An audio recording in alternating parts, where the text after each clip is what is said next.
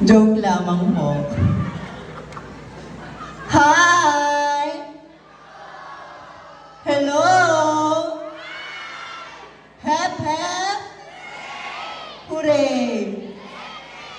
When I say ho, you say ha. Ho? Ho? Hotdog. In this lifetime, no one is superior.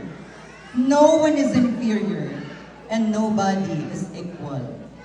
We human beings are just unique individuals.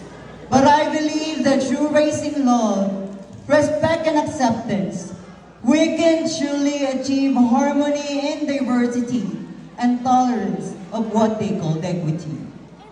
Una noche espectacular, maravillosa, hermosa para todos ustedes, or should I say, what a spectacular, lovely and beautiful evening to all of you. The girl standing in front of you is a fresh, modest, single, and virgin 18-year-old stunner who truly originated from the home of the sweetest durian of the Philippines and from the home of the first Mindanaoan president of the Philippines. Yes, you guessed it right, Davao City. Palakpakan. Joke lamang po. From the city of progress and development, celebrating Banatu Festival, and earning a national distinction as the tricycle capital of the Philippines, Cabanatuan City, province of Nueva Ecija. This is AC Vico, graduate of secondary education at Eduardo L. Hudson Memorial High School with flying colors and as a batch, valedictorian.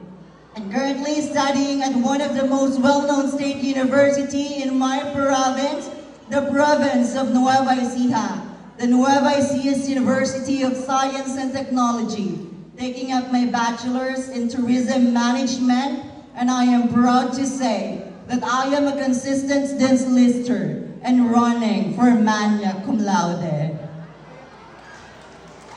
That is not to brag, but also to make other people realize na bago tayo magpakinis, bago tayo magpaputi, in short, bago tayo magpaganda, mag-aral na muna.